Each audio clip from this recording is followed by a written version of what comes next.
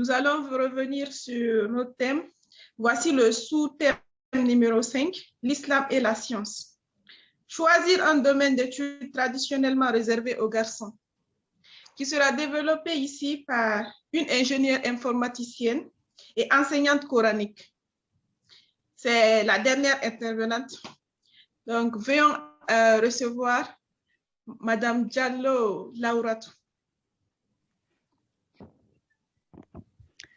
Lauratou Diallo. Vous me recevez? Oui. Ok. Bismillahir Rahmanir Rahim.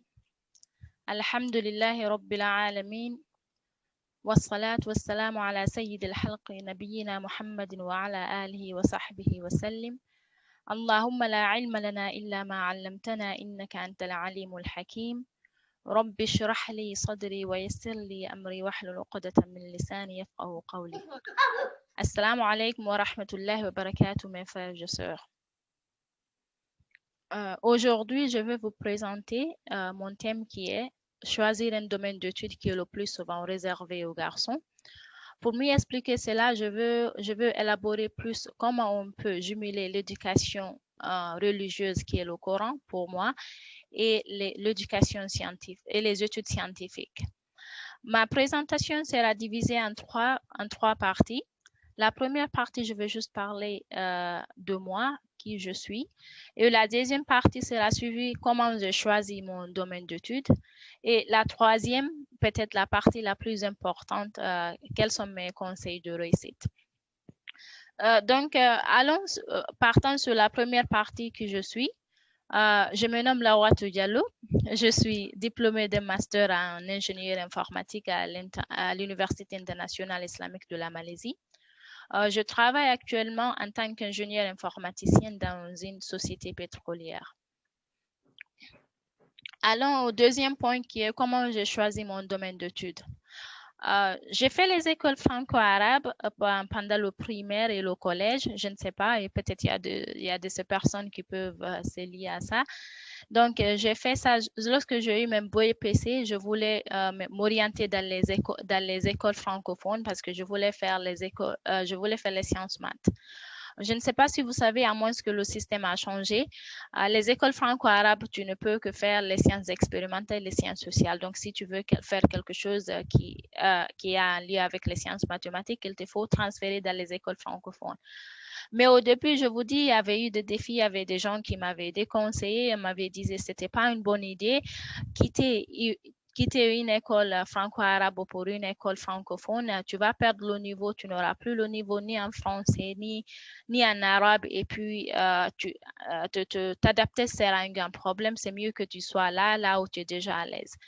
Mais je voulais vraiment prendre le défi, je voulais vraiment connaître combien de fois ça c'est vrai.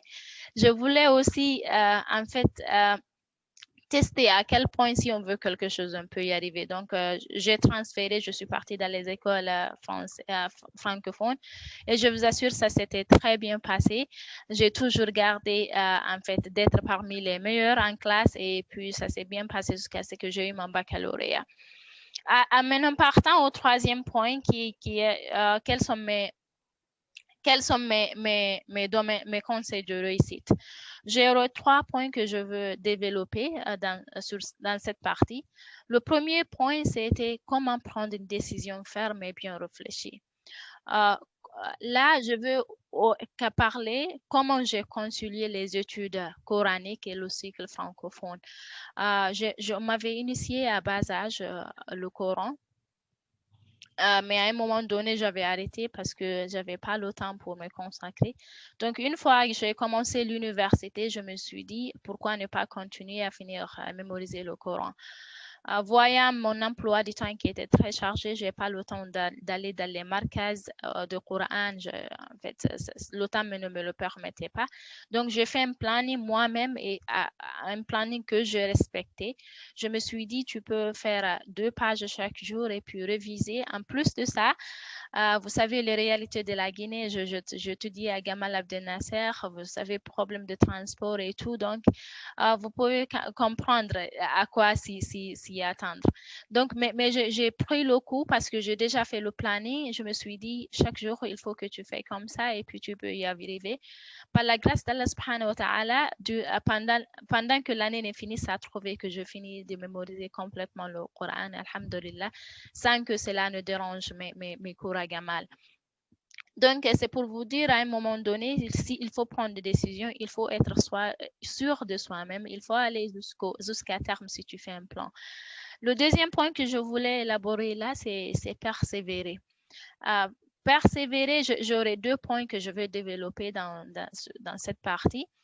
Le premier point, c'est savoir le pourquoi on fait quelque chose.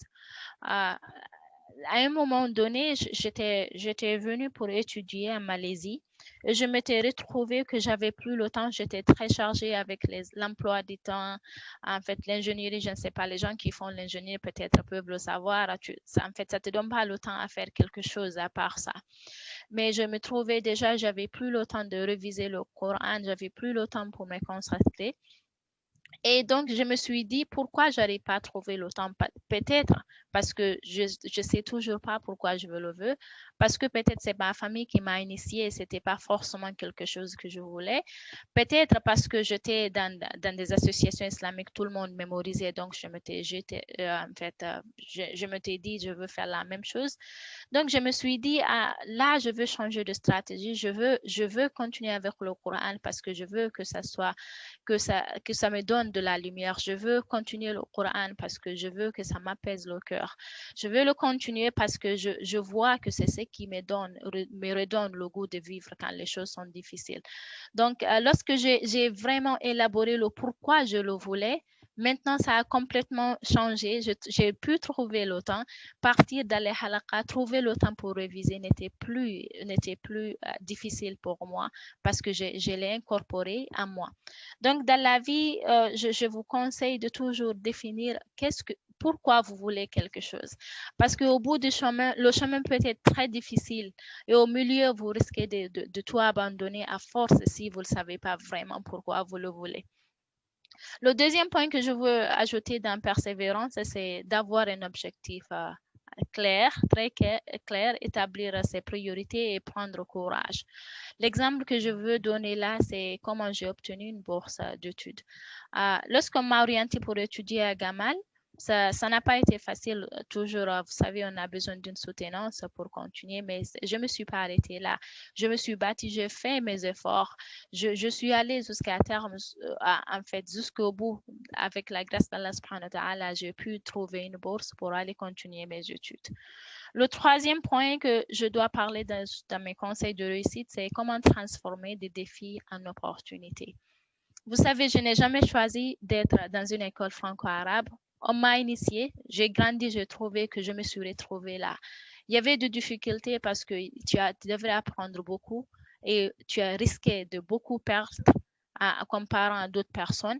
Mais je l'ai pris à la longue, ça a été une opportunité pour moi parce que être dans les écoles franco-arabes m'a donné la chance d'apprendre avec une personne qui connaît l'arabe.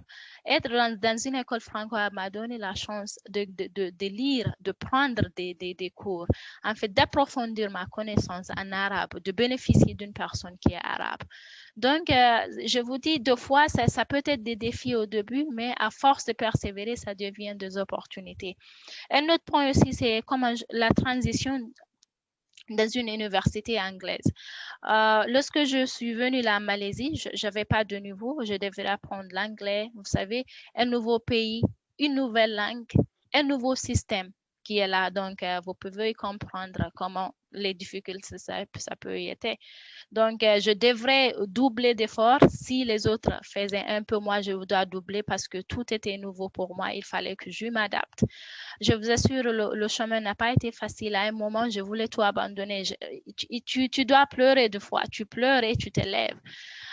Tu veux abandonner, mais tu te dis comment je vais abandonner parce qu'il y a beaucoup de gens qui comptent, en fait, qui ont cru en moi. Je voulais pas aussi, on m'a donné une opportunité avec une bourse, donc je voulais donner l'image que quand on te donne une opportunité, tu peux l'utiliser parce que je veux qu'il donne la chance à d'autres personnes aussi, surtout à d'autres filles aussi à aller faire l'ingénierie. Donc, l'échec n'était plus plus l'option. Donc, je me suis battue à fond. Après avoir pleuré, je me suis donnée à fond doublement. Et à la grâce d'Allah subhanahu wa ta'ala, j'ai pu achever et maintenant j'ai la parfaite maîtrise de la langue anglaise et beaucoup d'autres choses. Donc, pour résumer tout ça là, je dois vous dire la base de toutes choses qu'on fait, c'est la sincérité envers Allah subhanahu wa ta'ala. Vous savez, l'être humain connaît ce qui se passe dans nos cœurs. L'être humain connaît nos actions, voit ce qu'on dit. Mais c'est seulement Allah subhanahu wa ta'ala qui voit nos cœurs et il connaît ce qu'il y en a. Donc, ce que je recommande de toujours faire son maximum de toutes choses qu'on veut faire au bout parce que Allah nous a donné la force et nous a donné toutes choses pour redoubler d'efforts. Et le chemin ne sera pas facile. C'est seulement quand tu aimes la chose que tu peux y aboutir. Il y aura des difficultés, il y aura des nuits blanches, il y aura des pleurs, tu vas pleurer et te relever, mais tant que tu ne baisses pas les bras, et par la suite, ça sera meilleur. Moi, ma philosophie de vivre, toute chose que je veux, je me bats à fond. Je dis, Allah, je fais jusqu'à ce que je peux. Ça, c'est la partie que je peux. Tu m'as donné la force de venir jusque-là. Maintenant, la partie qui reste, ça, c'est dans les mains d'Allah subhanahu wa ta'ala et c'est sûr, il va te le donner. Donc, et je vous dis, en ayant cette philosophie, ça m'a donné la chance d'avoir plein de choses. J'ai pu compléter, pendant le même cycle, j'ai pu compléter ma formation en ingénierie. J'ai pu gagner des compétitions, de Coran de compétition. J'ai pu prendre des sanad, en fait, en mémorisation, plein de choses parce que je me dis toujours, Allah, je fais toute ma force sur la chose et aide-moi pour les choses que je n'ai pas. Donc, pour en finir, je veux vous laisser avec cette citation qui nous dit « Tu n'es pas vaincu tant que tu n'as pas abandonné. » C'est ce qu'il faut savoir. Tant que tu n'as pas abandonné la chose, sache que tu n'as pas été vaincu. Et ce qu'il faut savoir, si tu abandonnes, la seule chose qui est garantie, c'est que ça n'arrivera jamais. Jamais plus grand, jamais cette chose n'arrivera. Donc, ce que je conseille à tout le monde, c'est de jamais abandonner. Toujours, il y aura des défis. Il faut savoir transformer des défis. Chacun a ses propres défis. Ce n'est pas forcément mes défis qui sont les tiens, en fait, les tiens ou les tiennes. Mais à force de persévérer, tu peux les transformer en opportunités et tu seras au bout du tunnel. Donc, c'est ce que j'avais à vous partager aujourd'hui. Merci beaucoup d'avoir écouté. Assalamu alaikum wa rahmatullahi wa barakatuh. Merci beaucoup à toutes nos intervenantes. Vraiment, merci, on vous a suivis. La ligne est disponible pour nos auditeurs qui nous suivent. Vos questions sont les bienvenues, s'il vous plaît.